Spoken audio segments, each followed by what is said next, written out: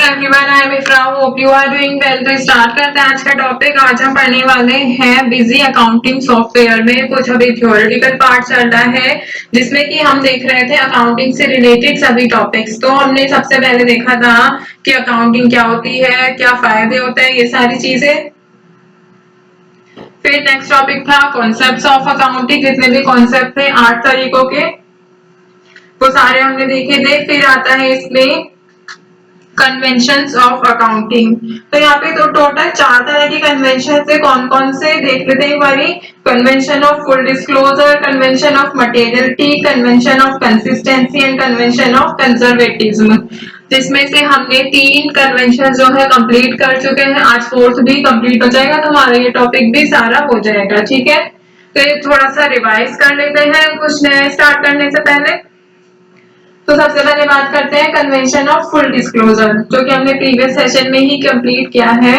इसमें क्या था, अकॉर्डिंग टू दिस कन्वेंशन जितनी भी हमारी इंपॉर्टेंट इंफॉर्मेशन होती है बिजनेस की, मटेरियल इंफॉर्मेशन होती है, वो डिस्क्लोज कर देनी चाहिए किसको, उसके यूजर्स को, बिजनेस के यूजर्स को। ठीक है, जो भी रिलेटेड होती है फाइनेंशियल एक्टिविटीज से। ठीक है, कन्वेंशन ऑफ कंसिस्टेंसी में क्या था, ये डिफरेंट अकाउंटिंग पीरियड्स पर बेस्ड होती है। जैसा आप जानते होंगे कि जब भी हम डेप्रिसिएशन चार्ज करते हैं तो यहाँ पर 2 मेथड्स होते हैं, WDV और स्ट्रेट लाइन। WDV मतलब रिटर्न डाउन वैल्यू। ठीक है, 2 मेथड यूज होते हैं डेप्रिसिएशन चार्ज करने के लिए। तो इसमें हम क्या करेंगे, कंसिस्टेंसी कन्वेंशन से क्या करेंगे कि हम एक ही मेथड सिलेक्ट करेंगे और उसको चेंज नहीं किया जाता है। ठीक है, एक मेथड को ही जो है ले लिया जाता है कि हम अकाउंटिंग पीरियड चाहे ये हो, बाद में हो, अगले साल हो, उससे अगले साल हो, हम सेम मेथड ही यूज करते हैं। मतलब उसमें कंसिस्टेंटली सेम मेथड यूज किया जाता है। That is convention of conservatism. फिर था कन्वेंशन ऑफ कंजर्वेटिज्म, प्रीवियस था कंसिस्टेंसी। हाँ, अभी स्टार्ट करेंगे कन्वेंशन ऑफ कंजर्वेटिज्म। इसमें क्या था, ये कन्वेंशन बेस्ड होता है प्लेइंग सेफ पॉलिसी पर। मतलब कि इसको और क्या कहा जाता है, कन्वेंशन ऑफ प्रूडेंस भी कहा जाता है। इसमें क्या डिस्क्राइब किया जाता है कि हम इसमें प्रॉफिट को एंटिसिपेट नहीं करते हैं, बट प्रोवाइड करते हैं सभी तरह के ऑल पॉसिबल लॉसेस। इसमें क्या होता है कि लॉसेस को जो है यहाँ पर ज्यादा ध्यान दिया जाता है। मतलब कि बी कॉशियस, इसका क्या होता है, कॉशियस रहना होता है वो सिचुएशन के लिए। मतलब अगर हमारे जितने भी प्रोस्पेक्टिव लॉसेस हैं उनका पर क्या करेंगे, हम ध्यान देंगे, और जितने भी हमारे प्रोस्पेक्टिव गेन्स हैं उनको इग्नोर किया जाता है। ठीक है, तो ये इस पर ही बेस्ड था। पॉलिसी कौन सी थी, प्लेइंग सेफ। अब हम बात करेंगे convention of materiality.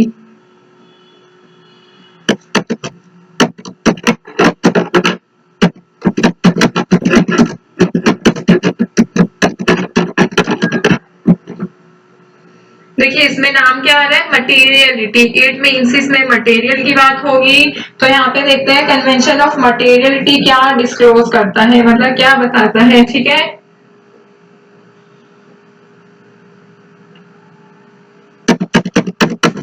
only the important and relevant information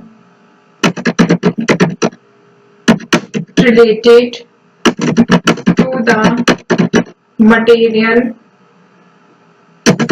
is supplied to the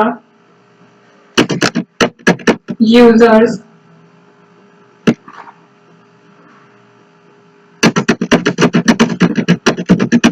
in the business. मतलब कि जितनी भी इंपॉर्टेंट और जरूरी इंफॉर्मेशन होती है रिलेटेड टू मटेरियल, मटेरियल से रिलेटेड वो सप्लाई कर दी जाती है, आगे बता दी जाती है जो कि बिजनेस में यूजर्स होते हैं उनको। ठीक है, तो आगे दिखते हैं फिर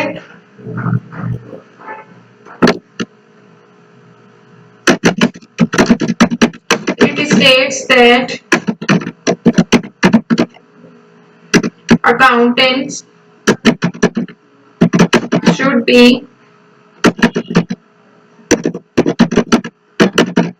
disclose and report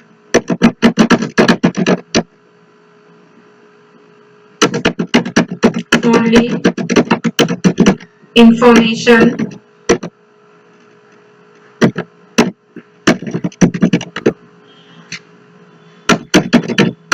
that is important and influential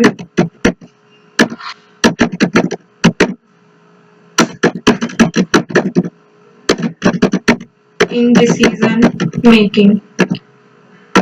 तो देखिए इसमें क्या बताया गया है, जो भी इसमें बताया जाता है कि अकाउंटेंट जो होते हैं उनको सारी इंफॉर्मेशन डिस्क्लोज कर देनी चाहिए और सारी रिपोर्ट जो होती है मतलब वो भी डिस्क्लोज कर देनी चाहिए, जो डिसीजन लेने में जरूरी मतलब एक तरह से बोल सकते हैं इन्फ्लुएंस करे, हेल्प करे। आगे देखते हैं फिर इसके कुछ की प्रिंसिपल्स देख लेते हैं। इन्फ्लुएंस मतलब कि यहाँ पे मिस स्टेटमेंट ना हो इंफॉर्मेशन का, ये सारी चीजें।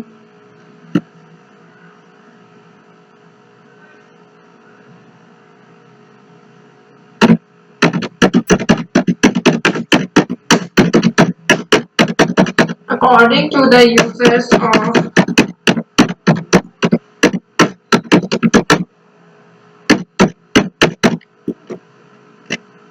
financial statements,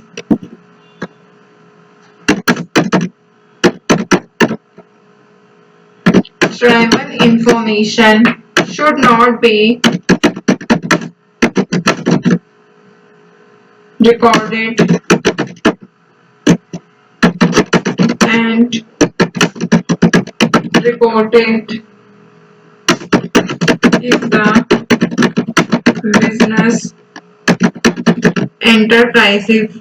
तो देखिए इस थर्ड पॉइंट में क्या कहा गया है,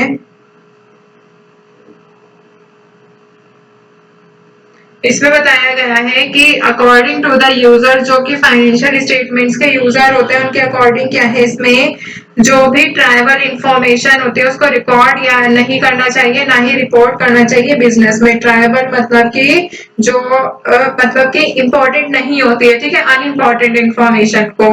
तो यहाँ पे कन्वेंशन ऑफ मटेरियलिटी में इतना कुछ है नहीं, आई होप आपको क्लियर हो गया होगा। बस इतना ध्यान रखना है कि इसमें क्या बताया गया है कि मीनिंगफुल इंफॉर्मेशन जो होती है रिलेटेड टू मटेरियल सप्लाई कर देनी चाहिए यूजर्स को, जो कि बिजनेस एंटरप्राइजेज में यूजर्स होते हैं। और जो भी अनइम्पोर्टेंट इंफॉर्मेशन होती है ना उनको रिकॉर्ड करो, ना ही उनकी रिपोर्ट करो इन द बिजनेस, ठीक है। बस इतना ही था इसमें। तो यहाँ पर हमारे कन्वेंशन जो है होते हैं कंप्लीट, चारों तरह के कन्वेंशन और पूरे 8 टाइप्स के हमने अकाउंटिंग कॉन्सेप्ट पढ़ लिए हैं। अब अकाउंटिंग क्या होता है ये समझ आ गया है। यहाँ पे एक बार थोड़ा सा रिवाइज कर लेते हैं प्रीवियस। तो सबसे पहले हमने अकाउंटिंग देखा था क्या होता है, फिर देखा था कंप्यूटराइज्ड अकाउंटिंग, क्योंकि बिजी ऑल्सो कंप्यूटराइज्ड अकाउंटिंग इसका एग्जांपल एक तरीके से ये, इसीलिए हमने ये भी पढ़ा था। फिर देखे थे कंप्यूटराइज्ड अकाउंटिंग के क्या फीचर्स होते हैं, इसलिए मतलब इसको यूज किया जाता है। अगर आप कंप्यूटराइज्ड अकाउंटिंग बिजी यूज करते हैं तो हमें क्या क्या फायदे हो सकते हैं। फिर इसको डिसएडवांटेजेस भी देख लिए थे थोड़े से। फिर देखा था बिजी सॉफ्टवेयर क्या होता है। क्या होता है, एक इंटीग्रेटेड बिजनेस अकाउंटिंग सॉफ्टवेयर है जो कि स्मॉल और मीडियम बिजनेसेस के लिए यूज किया जाता है। इसमें 3 वर्जन होते हैं और जो बेसिक वर्जन होता है वो सिर्फ सिंगल यूजर के लिए होता है, स्टैंडर्ड और एंटरप्राइज वर्जन जो होता है वो मल्टी यूजर्स होता है, ठीक है। फिर इसके कुछ फीचर्स देखे थे कि अगर आप ये यूज करें आपको इसके फीचर्स भी पता होने चाहिए, इसके फायदे भी पता होने चाहिए, और इसके थोड़े से जो नुकसान है मतलब इतने तो नहीं है बट फिर भी जो होते हैं वो आपको पता होने चाहिए, ठीक है, फॉर थ्योरी पर्पस। फिर देखा था यहाँ पे concepts of accounting, business entity हो गया, डुअल एस्पेक्ट हो गया, या फिर अकाउंटिंग पीरियड। फिर कन्वेंशंस, कंसिस्टेंसी हो गया, कंजर्वेटिज्म, एंड यहाँ पे convention of full disclosure, and last one is convention of materiality, जो भी हमने कंप्लीट किया है। आप बोलेंगे कॉन्सेप्ट इसमें मैंने सिर्फ 3 लिखवाए, 3 इसलिए लिखवाए क्योंकि और जो है वो मैंने पहले जब हम टैली पढ़ रहे थे, जब भी मैंने करके डिटेल में पढ़ाए थे, तो जो मेन इसमें यूज हो रहा है वो मैंने इसमें कंप्लीट करा दिए हैं। तो यहाँ तक तो हमने पढ़ लिया है।